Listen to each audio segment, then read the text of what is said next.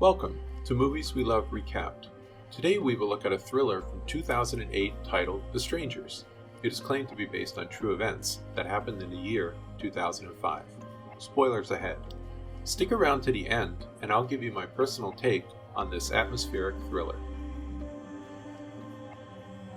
Kristen and James return to the remote summer vacation home owned by James's parents in the mid-hours of the night following a friend's wedding reception. After an episode between the couple, when Kristen turns down a marriage proposal from James, they receive a knock at the front door. When they open the door, there was a young blonde woman standing there with her face partly obscured by a burnt-out door light. "Is Tamara home?" she asks. "No, I think you have the wrong house," they tell her. The mysterious woman then walks off into the night. James fixes the door light and then leaves the house to go buy cigarettes, get his mind off of things. We see James drive away, leaving Kristen completely alone in the house. Suddenly there is a banging, once again, on the front door. Kristen hears the blonde woman once again on the other side of the door. Again she asks for Tamara, but tells the woman, "You already came by here." The woman responds in an eerie voice, "Are you sure?" Then the smoke alarm goes off soon after due to the fireplace being blocked, and Kristen pulls the alarm off the ceiling, and it clatters to the floor.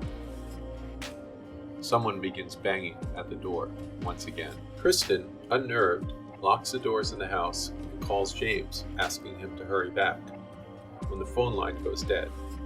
Kristen plugs her cell phone in to charge it, changes into jeans and a flannel shirt, and then picks up a half-smoked cigarette.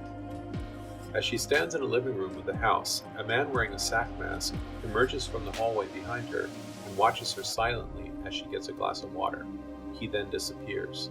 Another barrage of knocks come from the front door, and Kristen sees the smoke alarm, which was previously lying on the floor, sitting neatly on the center of a dining room chair. She hurries to grab her cell phone, but it has been taken off the charger and is nowhere in sight. She hears something hitting the wind chimes and making a dragging noise on the deck patio, and she slowly, armed with a kitchen knife, walks toward the sliding glass door. She pulls the curtain back, and the man in the mask is standing there, and he slams his hand on the window. She screams in terror. Suddenly, the front door opens slightly, and Kristen approaches it.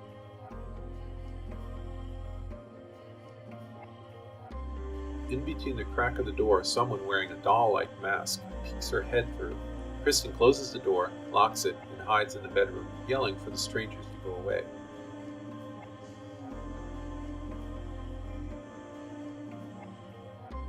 Suddenly, footsteps come down the hall. Fortunately, it is only James, who is entirely unaware of what is going on.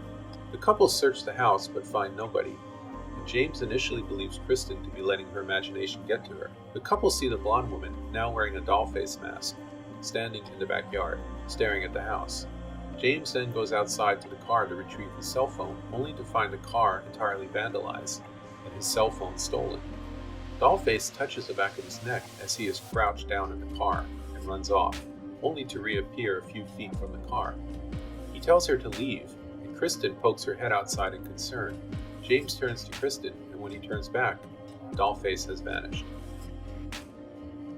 James returns to the house, and he and Kristen find his cell phone sitting on the piano, with its battery removed. James decides it's time to leave. They go outside and attempt to drive away in the car, even with its tires slashed, but a truck pulls up behind them, driven by a different unidentified woman wearing a mask that resembles a pinup. The man in the mask appears in front of the car, and the woman wearing the pinup girl mask rear-ends the car as James and Kristen scramble back into the house. They find a shotgun and gun shells in the bedroom, along with the word "Hello" written all over the bedroom window in red paint by the villains. They approach the front door with the gun, and the man with the mask begins to break through the door with an axe. They block the door with the piano, and James attempts to shoot him, but misses. They then hide in a room down the hallway, armed with a gun toward the open doorway. James's friend Mike, whom he called earlier, arrives at the house and has a rock thrown through his windshield. He approaches the house and hears country music playing loudly on the record player. He enters through the back glass door. He sees the house is a complete disaster and he walks down the hallway as the music continues playing. The man in the mask appears behind him, holding up his axe. Just as the music stops, Mike steps in the doorway and James fires the gun, striking Mike right in the head. He dies instantly, and after a few seconds, James and Kristen realize they shot the wrong person. The villains paint "Killer" on the back door to taunt James, and he heads to the barn outside to use a ham radio for help. He spots Pinup Girl emerging from the barn and attempts to shoot at her from down on the ground, but the man in the mask runs up behind him at full speed. Kristen soon follows after she senses the presence of the man in the mask in the house. She falls, twists her ankle, and is unknowingly stalked through the front lawn by Pinup Girl. Once she gets to the barn, she fiddles with the radio, but it is then destroyed by Pinup Girl. Kristen crawls back to the house as Dollface sits on the swing set in the backyard. Pinup Girl stands in front of the barn. Once inside, Kristen cannot find James, and the power goes out.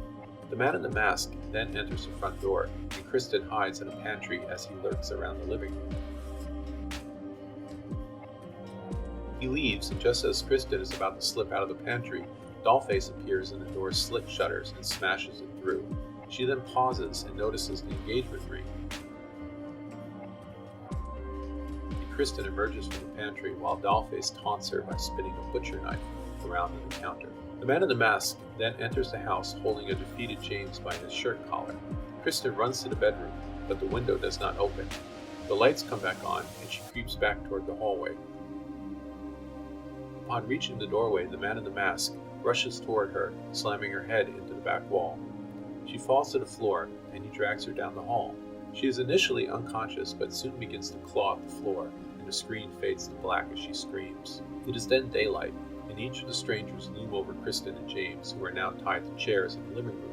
Kristen cries and asks, "Why are you doing this to us?" To which Dollface, without emotion, replies, "Because you were home." Each villain removes their mask, but the camera does not show their faces. The three strangers then take turns stabbing both James and Kristen, and then leave in their pickup truck. As they drive down the road, they stop to talk to two boys delivering religious pamphlets. Dollface gets out of the truck and asks for one, to which one of the boys asks, "Are you a sinner?" "Sometimes," she says, and when the children are out of earshot, Pinup Girl says quietly, "It'll be easier next time." The three strangers then drive off. The two boys approach the house and enter to find a bloody and disastrous scene.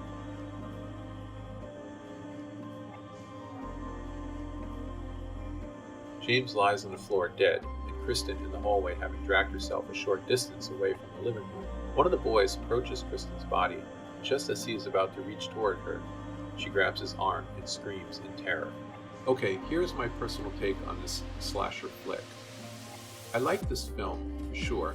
I felt it was a clever, crafted horror story that evokes fear by using common elements. Dimly lit corners, spy holes revealing masked individuals, walls and doors repeatedly pounded by loud knocks, and glass surfaces reflecting eerie images. There were some weak spots in the story. For example, I'm pretty sure if I had a shotgun and a serial killer only has a knife, I'm going to win that battle. But that's just my opinion. What's yours? Leave a comment below. Thanks for watching. If you want to see more movies like this, hit the like and subscribe button to be notified when I upload a new video.